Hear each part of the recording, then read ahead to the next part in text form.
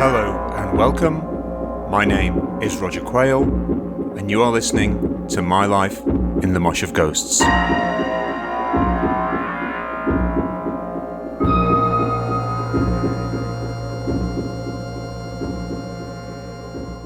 Hello and welcome back to My Life in the Mosh of Ghosts with me, your host, Roger Quayle, and thank you for joining me. Today's episode looks at the 1980 The First 15 Minutes EP, and in particular, gigs from two of the bands featured. Another impressive and intense set from I'm So Hollow at the Blitz Club, and then, at the same venue, the farewell gig from the Stunt Kites. So here we go then, with two gigs in March 1980, the Stunt Kites on March the 4th, and I'm So Hollow on March the 11th, both at the Blitz Club at the George IV pub in Sheffield.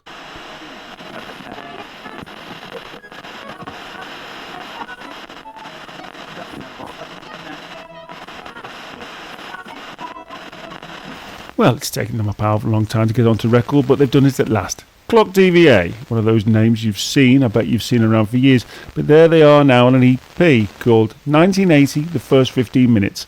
That's called Brigade. Here's Tom Petty and the Heartbreakers. John Peel played our record. One of my key musical educators, from Ivor Cutler to Culture, Wishbone Ash to Wire. My nighttime companion from the mid-70s onward just played Brigade.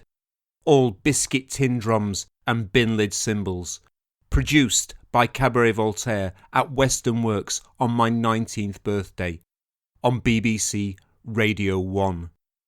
275 to 285, wonderful Radio 1.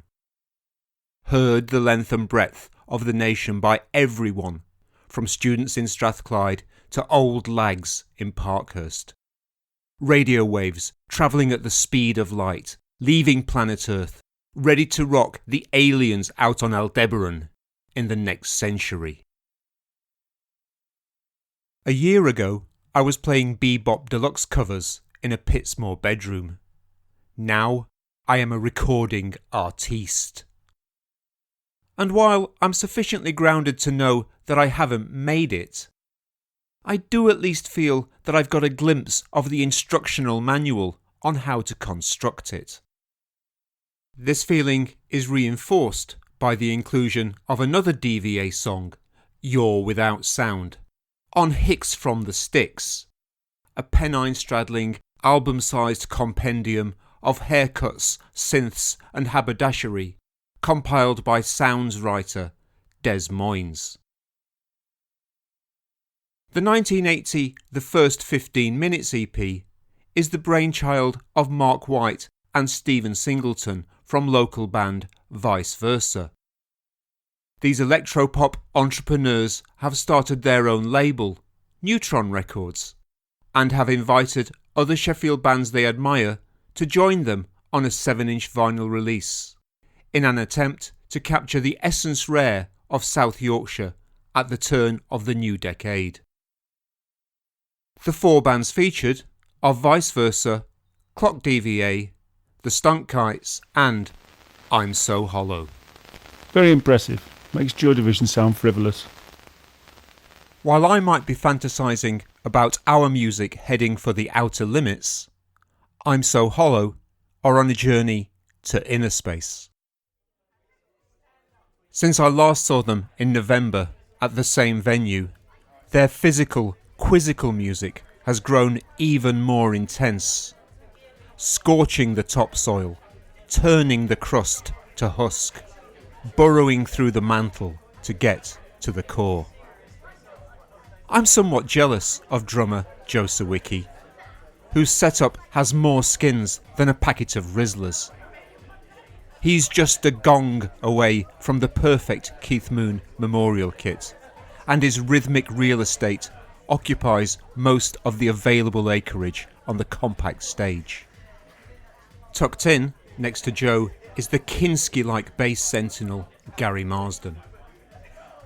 And up front, co-vocalists Rod Lee and Jane Wilson trade neuroses, panning for nuggets, dead panning in Rod's case, of truth amid the churned up chaos and heat.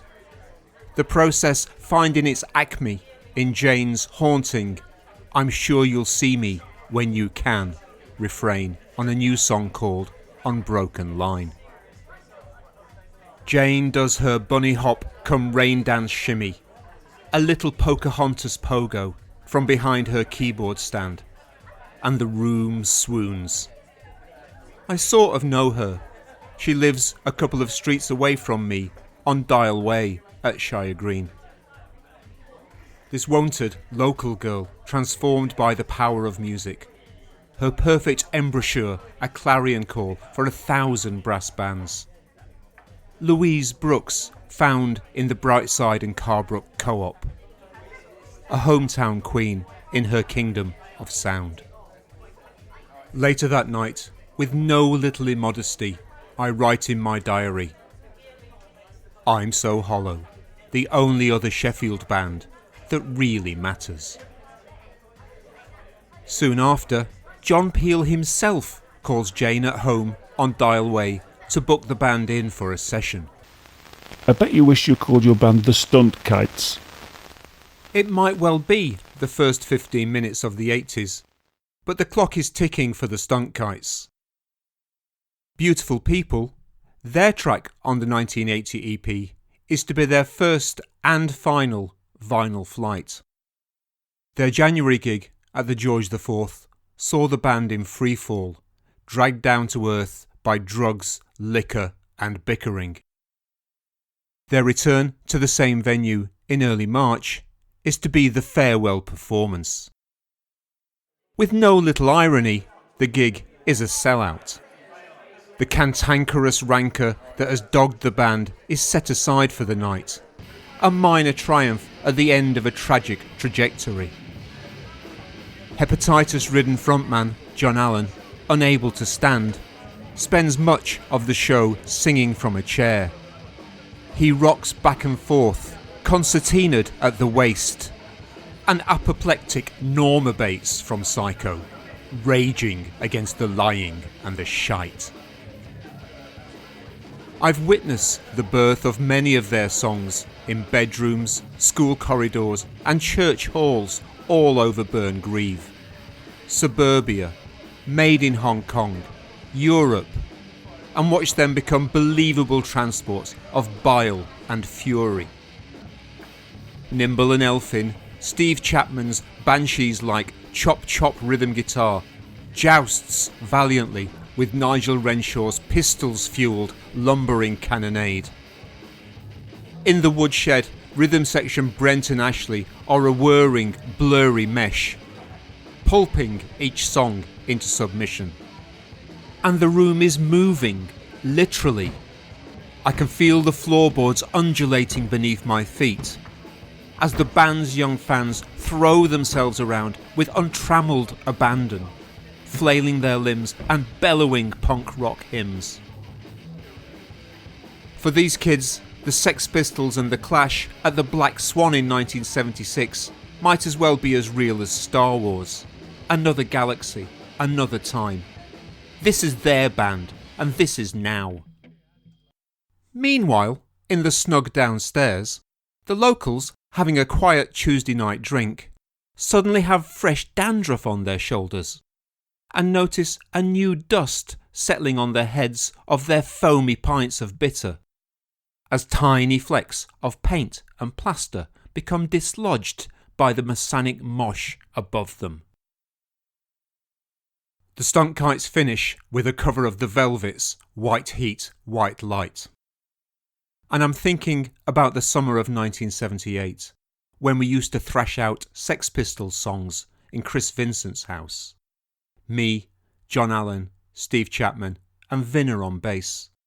Just school friends having a laugh, while discovering the joy of music making. Innocent times. Gone for good.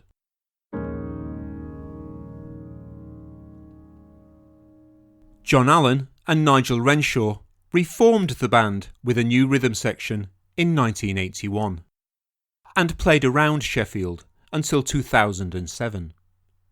In 2003, the Stunt Kites played a memorable 25th anniversary show at the Sheffield City Hall Ballroom, which included guest appearances from Jarvis Cocker and Richard Hawley. Steve Chapman and Brent Sharp joined my old schoolmate Timbo in an ambitious punk prog power trio called Freefall, who played just one gig at Green Acres in Dronfield in December 1980.